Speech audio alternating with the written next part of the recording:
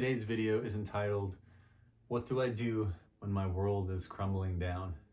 That's a loaded question. I hear a lot of people say this on the awakening journey, especially early on in the beginning. I feel like my world is crumbling down, or the world is crumbling down.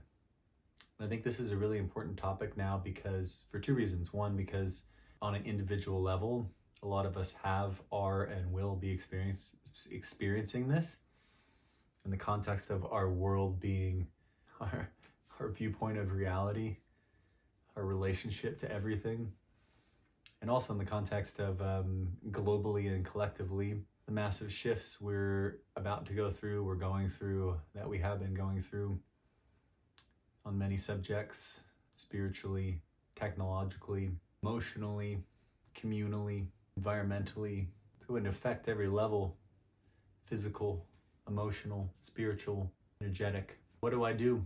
That's the grand question. What do we do? The key words that come through, and it's funny, whenever you do a reading or anything like that, these are the classics. It's like, just trust and just surrender. And you're like, okay, all these details to come back to that. But like, what does that even mean? Why is that important? And how is that actually helpful? I think we need to understand a lot of deeper principles, which are, if you can accept that you are at least playing a role in the creation of your reality, that your thoughts and your intentions and where you choose to put your focus, what you allow to come into your experience, has a lot to, / everything to do with your experience and what's happening. And that maybe you don't necessarily have complete control over the mirror, over the reality out there, but through having control of yourself, it has a grand and total effect on the mirror out there. Sort of through the lens of self-work and self-reflection, we really do create our own realities. What do we do when everything's crumbling down? Well, maybe we ask, like, why is everything crumbling down? Why is so much space being made? Why are the structures of the past, the relationships of the past, the emotions of the past being broken? And are we really losing? And so a concept I like to think about is the idea that we really are never losing anything, even when something is dissipating or dying or crumbling. We're gaining a new experience, in the sense that in this time-space reality, we're always moving forward incrementally, and we're always in the now, experiencing an ever-changing and ever-flow of something new. And sometimes they can be cycles that have repeated themselves. It appears to be the same thing, but it's really like a new version of the same sort of essence that, if we're on a treadmill thing. The point is that even when our world is crumbling down, we're still gaining something from it. We're gaining space, we're gaining a new perspective, we're gaining clarity, we're gaining the opportunity in which to create something new and even better and more beautiful. We're gaining insight, we're gaining a greater sense of self, because even in that loss, that's something that we have up until that point never experienced before. So it's interesting because the idea that this is necessarily exclusively a bad thing, I think, comes from almost what I would call the faulty premise. The faulty premise that the way to keep ourselves happy and the way to keep ourselves safe and satisfied and to have a good experience is to keep it the same, to find things in our lives that work and then never change them and just lock them in, almost keep them prisoner. But this really negates the fact that our deepest satisfaction comes from expansion. Our deepest satisfaction comes from moving into the unknown. Our deepest satisfaction comes from the new. I like the gum metaphor. You chew the piece of gum, do you want to keep chewing the same piece of gum for the rest of your life? And eventually you chew the flavor out of it. You might be really comfortable with that piece, but it's time for a new piece so that you can get the new flavor again. Let's say you had a really good experience somewhere. with some friends or maybe a partner or something like that. You had a great date or something like that at this one place. And the brain goes, I want to recreate that feeling. Let me go back to that same place. Let me bring someone else to that same place. And then you go again and you're like, it was nice, but it wasn't the same. And the whole point is that love and energy and our desires and what really drives us and inspires us as beings is this never-ending expansion. You think about the universe as literally expanding. Well, we are a part of the universe. And so our resistance to that expansion is quite literally what is creating all the pain. All the attachment to what was is in direct opposition to the point of view that what will be is much better than anything that we could imagine.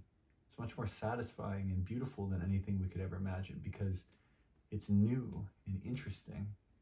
And so this isn't an argument to throw away what we have, but I think this really articulates the point of trust and the point of surrender. Because what are we trusting and what are we surrendering? We're trusting the natural expansion of all that is and our part in it.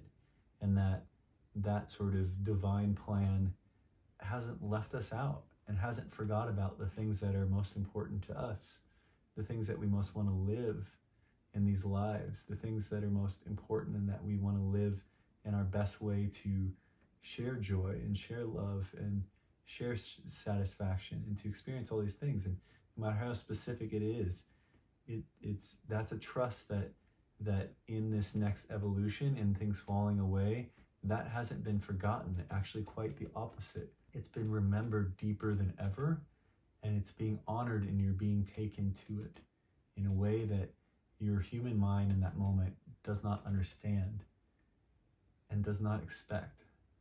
Naturally, it is resisting it. That's the trust, and the surrender is we're surrendering to the natural flow of the universe and to life and to God and to whatever we want to call it, whatever we want to call what we're a part of. We're surrendering to the natural flow of all things. We're surrendering our resistance. We're surrendering our ego's sort of will to think that it has to make it happen and it has to come about this way, or it has to be this person or this time or this place. And this is quite literally the very thing that keeps us from the enjoyable path of the inevitable, which is that everything that we want and desire in its essence or better must come to fruition. And we can let that sink in. The idea of trust and surrender becomes this really beautiful thing. It's not a sacrifice. We aren't really sacrificing. The only thing we're sacrificing is our pain and our struggle. What do we do when the world around us is crumbling? We surrender and we trust. It's for the best. The best of what? The best of all. The best of the next evolution. That transitions can be uncomfortable, but this is part of the game. This is part of the journey that we've signed up for. Feel it all, honor it all, and don't necessarily be passive and blasé, but don't fight it. Don't fight it. And take this as an opportunity to learn as much as possible. When things are crumbling, and I hear people say this all the time, you learn more from your failures than you do from your successes. When the world is crumbling around you, you have the opportunity to learn and be curious and learn more than you've ever learned before. I hope this gives you a sense of peace, no matter what's happening to you in your personal life or in the world around you. In a world where everything is getting louder and louder and more intense and more polarized, to choose which polarity we want to be a part of.